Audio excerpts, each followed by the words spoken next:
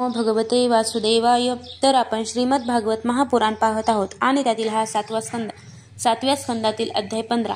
15व्या अध्यायामध्ये आपण गृहस्थांसाठी मोक्ष धर्मांचे वर्णन पाहणार आहोत. नारद म्हणतात, युधिष्ठिरा, काही ब्राह्मणांची निष्ठा कर्मामध्ये, काहींची तपश्चर्येमध्ये, काहींची वेदांचा स्वाध्याय आणि निरूपणामध्ये, काहींची आत्मज्ञान संपादन करण्यामध्ये, तर काहींची योग साधनेत असते. गृहस्थाने श्राद्ध किंवा देवपूजेच्या वेळी आपल्या कर्मांचे अक्षय फळ मिळविण्यासाठी ज्ञाननिष्ठ ब्राह्मणालाच हव्यकव्याचे दान करावे. तसा न मिळाल्यास इतरांना त्यांच्या योग्यतेनुसार दान द्यावे. श्राद्धाच्या वेळी देवांसाठी 2 आणि पितरांसाठी 3 किंवा दोन्हींकडे एकेका ब्राह्मणास भोजन द्यावे. धनवान असणाऱ्याने सुद्धा यापेक्षा अधिक विस्तार करू नये, कारण अपतेष्टांचा विस्तार केल्याने देश कालानुसार श्राद्ध पदार्थ, पात्र आणि पूजन व्यवस्थित होत नाही. देश आणि काळ जुळून आल्यावर मुनींना देण्यायोग्य शुद्ध अन्न भगवंतांना नैवेद्य दाखवून श्रद्धेने आणि विधीपूर्वक सत्पात्र व्यक्तीस दिले असता ते सर्व कामना पूर्ण करणारे अक्षय फळ देते. अन्न समर्पण करतेवेळी देव, ऋषी, पितर, अन्न, प्राणी आणि स्वजन आणि स्वतःला शुद्ध परमात्मा स्वरूपात पाहावे. धर्माचे मर्म जाणणाऱ्या पुरुषाने श्राद्धेचे वेळी मांस अर्पण करू नये आणि स्वतःही खाऊ नये, कारण मुनींना योग्य अशा अन्नाचे पितरांना अत्यंत प्रसन्नता लाभते, तशी पशुहिंसेने नाही.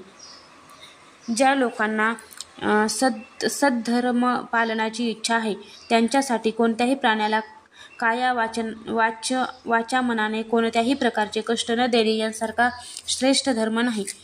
यज्ञाचे मर्म जाणणारे काही ज्ञानी लोक ज्ञानाने प्रज्वलित केलेल्या आत्मसंयम रूप अग्नीमध्ये कर्ममय यज्ञांचे हवन करतात आणि ब्रह्मक्रिया कर्मापासून विरक्त होतात. जेव्हा एखादा पशु पुरोडाशादी द्रव्यमय यज्ञांनी यजन करू इच्छितो, तेव्हा आपल्या प्राण्यांचे पोषण करण्यासाठी हा निर्दय मूर्ख आपल्याला निश्चितपणे मारेल, या विचाराने सर्व प्राणी घाबरून जातात. म्हणून धर्म जाणणाऱ्या मनुष्याने प्रारब्धानुसार दररोज मिळणाऱ्या मुनिजनांना योग्य अशा अन्नाने आपली नित्यनैमित्तिक कर्मे करावीत आणि त्यात संतुष्ट असावे. विधर्म, परधर्म, आभास, उपमा आणि छल या अधर्माच्या 5 शाखा आहेत. अधर्माप्रमाणेच या सर्वांचाच धर्म जाणणाऱ्या पुरुषाने त्याग करावा. धर्मबुद्धीने करून सुद्धा ज्या कर्मांमुळे आपला धर्म बिघडतो तो विकर्म होय. आपल्याखेरीस अन्य माणसांसाठी उपदेश केला गेलेला धर्म परधर्म होय. पाखंड किंवा दंभ म्हणणे उपधर्म किंवा उपमा होय. शास्त्रवचनांचा विपरीत अर्थ लावणे हा छल होय. आपल्या आश्रमाहून वेगळ्या धर्माचा माणूस स्वेच्छेने धर्म मानतो तो आभास होय. आपापल्या स्वभावाला अनुकूल जो वर्णाश्रम धर्म असतो तो कोणाला शांती देणारा नाही बरे. निर्धन अशा धर्मात्म्या पुरुषाने शरीर निर्वाहासाठी किंवा धर्मासाठीही धन मिळविण्याचा प्रयत्न करू नये, कारण कोणत्याही प्रकारचे प्रयत्न न करता अजगराची जशी उपजीविका चालते त्याचप्रमाणे निवृत्तीपरायण पुरुषांची निवृत्तीच त्याची उपजीविका चालविते. आत्मसुखात रममाण होणाऱ्या निष्क्रिय पण संतुष्ट पुरुषाला जे सुख मिळते ते जो इच्छेने आणि लोभाने धनासाठी वणवण हिंडतो त्याला कसे बरे मिळू शकेल. जसे पायात घोडे घालून चालणाऱ्याला काट्याकुट्याची भीती वाटत नाही, जसे पायात जोडे घालून चालणाऱ्याला काट्याकुट्याची भीती वाटत नाही, त्याचप्रमाणे ज्यांच्या मनात संतोष आहे त्याला नेहमी सर्व काही सुखच सुख असते. राजा म्हणून फक्त पाण्यावर सुद्धा संतुष्ट राहून जगत नाही का, परंतु जननेंद्रिय आणि जीभ यांच्यामुळे जीव दीनवाना होऊन बिचारा कुत्र्यासारखा जगतो. असंतुष्ट ब्राह्मणांचे इंद्रिय लोलुपतेमुळे तेज, विद्या, तपश्चर्या आणि यश क्षीण होतात आणि त्यांचे ज्ञानही नाहीसे होते. तहान आणि भूक शमल्यानंतर खाण्यापिण्याची इच्छा संपते. आपले काम झाल्यानंतर क्रोध सुद्धा शांत होतो. परंतु जरी माणसाने पृथ्वीवरील सर्व दिशांकडील राज्य जिंकून घेतले आणि त्यांचा उपभोग घेतला तरी लोभांचा शेवट होत नाही. अनेक विषयांचे जाणकार शास्त्रातील शंकांचे समाधान करणारे आणि विद्वानांच्या सभांचे सभापती असणारे विद्वानसुद्धा असंतोषामुळे अधपतित होतात. संकल्पांचा त्याग करून, कामनांना त्याग करून, क्रोधाला अर्थाला अनर्थ समजून, लोभाला आणि तत्वविचाराने भयाला जिंकले पाहिजे. अध्यात्मविद्येने शोक आणि मोह यावर, संतांच्या सेवेने दंभावर, मौनांच्या द्वारा योग साधनेतील विघ्नांवर आणि शरीर प्राण इत्यादींना क्रियाशून्य करून हिंसेवर विजय मिळविला पाहिजे. अधिभौतिक दुःखाला दयेने, अधिदैविक वेदांना समाधीने आणि आध्यात्मिक दुःखाला योगबलाने तसेच झोपेला सात्विक गोष्टींच्या सेवनाने जिंकले पाहिजे. सत्वगुणांच्या योगाने रजोगुण तमोगुणावर आणि विरक्तीने सत्वगुणावर विजय मिळवला पाहिजे. गुरुभक्तीने या सर्वांवर माणसाला सहज विजय मिळवता येतो. हृदयांमध्ये ज्ञानाचा दिवा तेवत ठेवणारे गुरुदेव साक्षात भगवंतच आहेत. जो सर्व दुर्बुद्धी पुरुष त्यांना सामान्य माणूस समजतो, त्याचे सर्व शास्त्रांचे श्रवण हत्तीच्या स्नानाप्रमाणे व्यर्थ होय. मोठमोठे योगेश्वर त्यांच्या चरणकमलांच्या अनुसंधानात राहतात. प्रकृती आणि पुरुषांचे अधीश्वर असलेले ते गुरु साक्षात भगवंतच असतात. लोक त्यांना अज्ञानाने माणूस समजतात. शास्त्रांमध्ये जितके नियम सांगितले आहेत त्याचे तात्पर्य हेच आहे की कामादी 6 शत्रूवर 6 इंद्रियावर विजय मिळवावा. एवढे करूनही जर त्या नियमांनी भगवंतांचे ध्यान करता आले नाही तर सारा खटाटोप व्यर्थ आहे. जसे शेती, व्यापार इत्यादी आणि त्यापासून मिळणारे फळ सुद्धा योग साधनेचे फळ जे भगवत प्राप्ती ते देऊ शकत नाहीत. त्याचप्रमाणे दांभिक माणसाने केलेली लोकोपयोगी किंवा यज्ञ यागादी कर्मे कल्याणकारी होत नाहीत, उलट अनर्थकारक फळ देतात. जो आपल्या मनावर विजय मिळवू इच्छितो त्याने आसक्ती आणि संग्रह त्यांचा त्याग करून संन्यास ग्रहण करावा. एकांतात एकट्यानेच राहावे आणि भिक्षेवर मिळालेले मर्यादित भोजन करावे. राजा पवित्र आणि सपाट जमिनीवर आपले आसन अंथरावे आणि त्यावर सुखावह रीतीने ताठ व स्थिर बसून ओंकाराचा जप करावा. जोपर्यंत मन विषयांपासून परावृत्त होत नाही तोपर्यंत नाकाच्या टोकावर दृष्टी एकाग्र करून पूरक, कुंभक आणि रेचक करून प्राणायाम करावा. बुद्धिमान माणसाने कामनांच्या आवेगाने भटकणारे चित्त जेथे जेथे जाईल तेथून त्याला परत खेचून आणून हळूहळू हृदयात स्थिर करावे. जेव्हा साधक नेहमी अशा प्रकारे अभ्यास करतो तेव्हा इंधन न मिळालेला अग्नी जसा विझून जातो त्याप्रमाणे थोड्याच काळात त्यांची चित्त शांत होते. अशा प्रकारे जेव्हा कामादी विकार उत्पन्न न झाल्यामुळे सर्व वृत्ती अत्यंत शांत होतात तेव्हा चित्ताला ब्रह्मानंदाचा स्पर्श होतो. पुन्हा ते कधी विकारयुक्त होत नाही. जो संन्यासी अगोदरच धर्म, अर्थ आणि कामांचे मूळ कारण असलेल्या गृहस्थाश्रमाचा त्याग करून पुन्हा त्याचे सेवन करतो तो निर्लज्ज आपणच ओकलेले पुन्हा खातो. जे आपल्या शरीराला अनात्मा, नाशवंत आणि विष्ठा, कृमी तसेच राख समजले होते तेच मूर्ख पुन्हा त्याला आत्मा समजून त्याची प्रशंसा करू लागतात. कर्माचा त्याग केलेले गृहस्थाश्रमी, व्रतांचा त्याग केलेले ब्रह्मचारी, गावात राहणारा वानप्रस्थ आणि इंद्रिय लोलुप संन्यासी हे चारही आश्रमांना कलंकभूत आहेत आणि आश्रमांचे विनाकार ढोंग करतात. भगवंताच्या मायेने मोहित झालेल्या त्या मूर्खांची कीवच केली पाहिजे.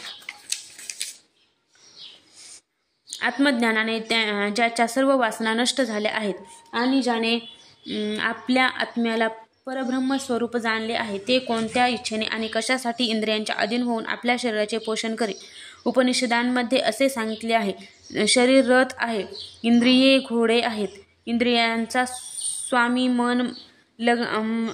मन लगाम आहे, शब्दादी विषय रस्ता आहे, बुद्धी सारथी आहे, चित्त हेच भगवंतांनी निर्माण केलेली बांधण्याची मोठी दोरी आहे, 10 प्राण धुरा आहेत, धर्म व अधर्म चाके आहेत आणि यांचा अभिमानी जीव रथी म्हटला गेला आहे. ओंकार हेच त्या रथीचे धनुष्य आहे. शुद्ध जीवात्मा बाण आणि परमात्मा लक्ष आहे. ह्या ओंकाराच्या जपाने अंतरात्म्याला परमात्म्यामध्ये लीन केले पाहिजे.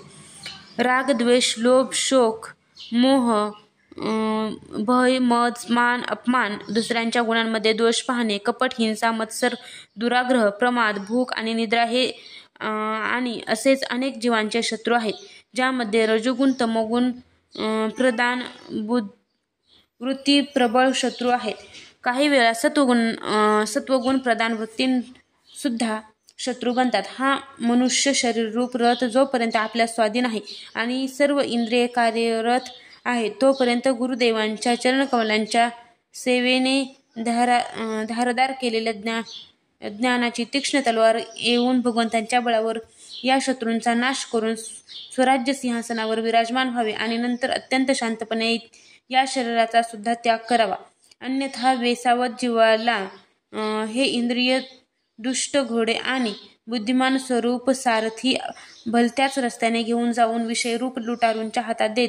ते चोर सारथी आणि घोड्यांसहित या जीवाला मृत्यूचे अत्यंत भय असणाऱ्या घोर अंधकारमय संसाराच्या विहिरीत ढकलून देतील.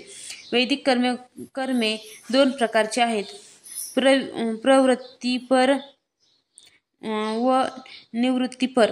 प्रवृत्तीपर कर्ममार्गाने संसाराची एरझार चालू राहते आणि निवृत्तीपर ज्ञान किंवा भक्तिमार्गाने मोक्षप्राप्ती होते.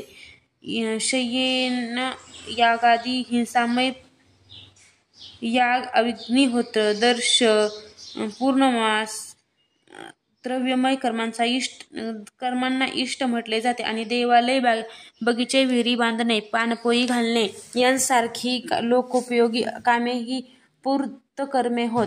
ही सर्व प्रवृत्तीपर काम्य कर्मे आहेत आणि ती अशांतीला कारण ठरतात. हे राजा, मेल्यानंतर प्रवृत्तीमार्गे पुरुष चरू, पुरोडाश इत्यादी द्रव्यांच्या सूक्ष्म भागांपासून बनविले शरीर धारण करून धूमाभिमानी देवतांच्या जवळ जातो. नंतर तेथून अनुक्रमे रात्र, कृष्ण पक्ष, दक्षिणायन यांच्या अभिमानी देवतांच्या जवळ जाऊन चंद्रलोकात जाऊन तेथून पुण्यभोग भोगून झाल्यावर त्यांचा तेथील देह नाहीसा होऊन पावसाच्या वृष्टीतून त्याचा सूक्ष्म देह अनुक्रमे वनस्पती, अन्न आणि वीर्य यांच्या रूपात परिणत होऊन पितृयान मार्गाने पुन्हा या लोकात जन्म घेतो. अशा रीतीने त्याच्या पुण्यकर्मानुसार त्या लोकात जाऊन पुण्यभोग संपल्यावर पुन्हा जन्म घेतो. गर्भधारणापासून अपतेष्टीपर्यंतच्या सर्व संस्कारांनी युक्त असलेला निवृत्तीमार्गी द्विज सर्व द्रव्ययज्ञांचे ज्ञानाने प्रज्वलित झालेल्या इंद्रियांमध्ये हवन करतो. इंद्रियांना दर्शनादिसंकल्परूप मनामध्ये, मनाला परावाणीमध्ये आणि परावाणीला वर्णसमुदायाला या तीन स्वरांच्या रूपात राहणाऱ्या ओंकारामध्ये, ओंकाराला बिंदूमध्ये, बिंदूला नादामध्ये, नादाला सूत्रात्मरूप प्राणामध्ये आणि प्राणाला ब्रह्मामध्ये लीन करतो. अशा रीतीने तो निवृत्तीनिष्ठ ज्ञानी अनुक्रमे अग्नी, सूर्य,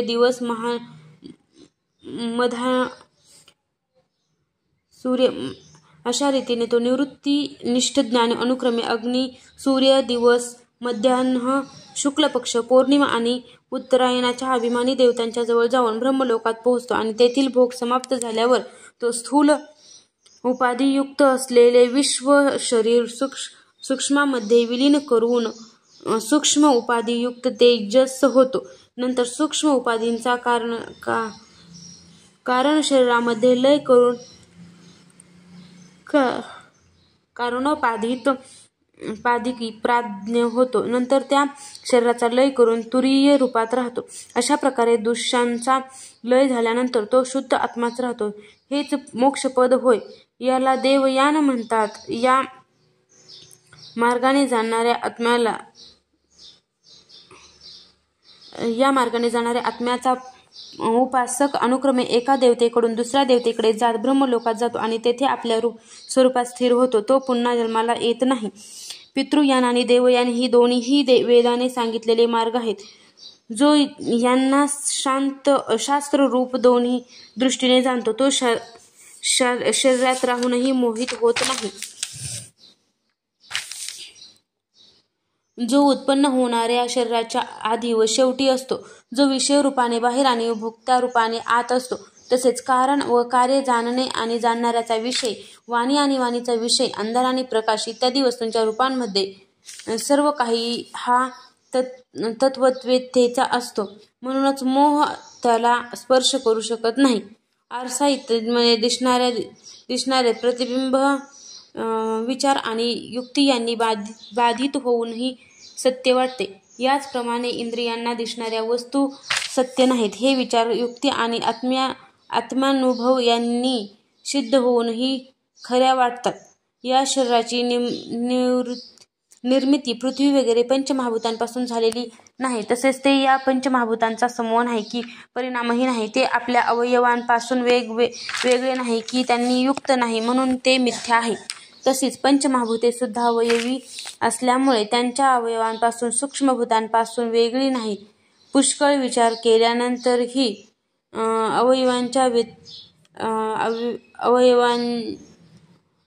अवयवांव्यतिरिक्त अवयवींचे अस्तित्व सापडत नाही, म्हणून ते असत आहे असेच सिद्ध होते. तेव्हा हे अवयव सुद्धा असत्य आहेत हे आपोआप सिद्ध होते. अज्ञानामुळे जोपर्यंत एकाच परमतत्वामध्ये अनेक वस्तूंचे भेद जाणवतात, तोपर्यंत सारखेपणामुळे हा भ्रम राहतो. ज्याप्रमाणे की ज्या वस्तू अगोदर होत्या त्याच आताही आहेत. स्वप्नात ज्याप्रमाणे जागृती, झोप इत्यादी अवस्थांचे वेगवेगळे अनुभव स्वप्न असेपर्यंत सत्य असतात, त्याचप्रमाणे असतात. तसेच अज्ञानपुरुषांचे जे विवेकी पुरुष स्वानुभूतीने आत्म्यांच्या भावाद्वैत, क्रियाद्वैत आणि द्रव्याद्वैत अशा विविध अद्वैतांचा साक्षात्कार करून घेतात, ते जागृती, स्वप्न, सुषुप्ती आणि द्रष्टा, दर्शन, दृश्य हे भेदरूप स्वप्न असल्याने जाणून त्याचा त्याग करतात. वस्त्र जसे सूतरूपच असते, तसेच कार्यसुद्धा कारणरूप असते, त्यात भेद नाही असे जाणणारे म्हणजे भावाद्वैत. परमात्मा व विश्व एकरूप मानणे म्हणजे भावाद्वैत. युधिष्ठिरा, मन, वाणी आणि शरीराने होणारी सर्व कर्मे स्वतः परमात्म्यामध्ये होत आहेत. हा भाव ठेवून सर्व कर्मे त्याला समर्पण करणे ही क्रियाद्वैत होय. स्वतः स्त्री, पुत्रादी, नातलग व इतर सर्व प्राणी यांचे स्वार्थ व भोग एकच आहेत आणि त्यांचा भोगता जीव हाच परमात्मा आहे. या प्रकारचा विचार म्हणजे द्रव्याद्वैत होय. युधिष्ठिरा, ज्या पुरुषाला जे दिव्य ज्यावेळी ज्या उपायाने घेणे निषिद्ध नसेल ते द्रव्य घेऊन त्याने आपली कर्मे करावीत. आपत्ती काल वगळता यापेक्षा वेगळे काही करू नये. महाराज वेदांनी सांगितलेल्या तसेच इतर सर्व स्वकर्मांच्या अनुष्ठानाने भगवत भक्त मनुष्य घरात राहून सुद्धा श्रीकृष्णांना प्राप्त करतो. युधिष्ठिरा, हेच पहा ना, तुम्ही आपले स्वामी भगवान श्रीकृष्णांच्या कृपेने मोठमोठ्या विपत्ती पार करून गेलात आणि त्यांच्याच चरणकमलांच्या सेवेने सर्व भूमंडल जिंकून घेऊनही राजसूयादी यज्ञ केले. पूर्वीच्या महाकल्पामध्ये पूर्वजन्मी मी एक गंधर्व होतो. माझे नाव उपबर्हन होते आणि गंधर्वांमध्ये मला मोठा मान होता. सौंदर्य, कोसळताना मनुष्य आणि सुगंध यामध्ये मी अत्यंत सुंदर दिसत होतो. स्त्रिया माझ्यावर अतिशय प्रेम करीत. मी उन्मत्त आणि अत्यंत विलासी होतो. एकदा देवाच्या ज्ञानसत्रात प्रजापती आले होते. भगवंताच्या लीलांचे गायन करण्यासाठी गंधर्व आणि अप्सरांना बोलाविले होते. ते कळल्यावर मी स्त्रियांसह वेड्यासारखा गात तेथे गेलो. हा आपला अनादर करीत आहेत हे प्रजापतींना वाटू